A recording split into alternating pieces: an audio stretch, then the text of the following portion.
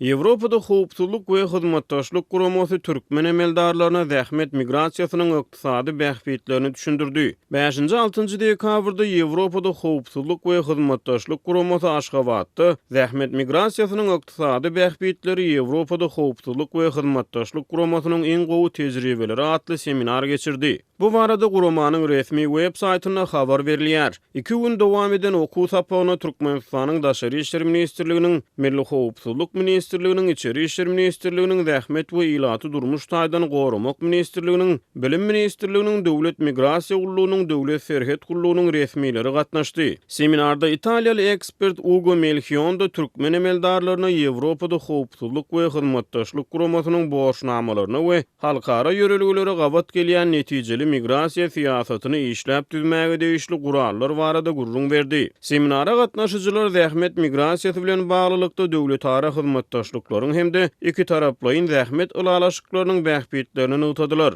Ýewropada howpsuzlyk we hyzmatdaşlyk guramasynyň Aşgabatdaky merkeziniň ýol başçysy Natalia Drozd bu seminaryň Türkmenistany netijeli migrasiýa dolandyryş ulgamyny ösdürmäge ýardam berjekdigini aýtdy. Türkmenistana soňky 2 ýyldan gowrak wagt bäri dowam edýän ykdysady kynçylyklaryň fonuna ýurt raýatlary iş gözlegine daşary ýurtlara gidýär. Türkmen hökümeti ýurtdaky işçiligiň derejesi barada anyk statistik maglumatlary köpçülüge ýetirmeýär. Türkmenistanyň işçiligiň derejesi barada halkary hasabatlarda gapma garşylykly sanlar berilýär. Birleşen Milletler Guramasynyň ýanwar aýyna çap eden hasabatyna Türkmenistanyň işçiligiň derejesiniň 2018-nji ýylda 3,13% deň bolanlygy ma'lum edildi. Ýöne Azatlyk radiosynyň Türkmen hökümetine kanamdar çeşmesi 2017-nji ýylyň martyna ýurtda işçiligiň derejesiniň 60% golaydygyny habar berdi. Birleşen Ştatlaryň Sowda departamentiniň 2018-nji ýylda çap eden hasabatyna Türkmenistanyň işçiligiň resmi bolmadyk görkezjisiniň 25-50% aralygyny daýdyldy. Galybertede Türkmenistanyň işleýän raýatlaryň awramly bölegi esasan döwlet idaralaryny işleýär.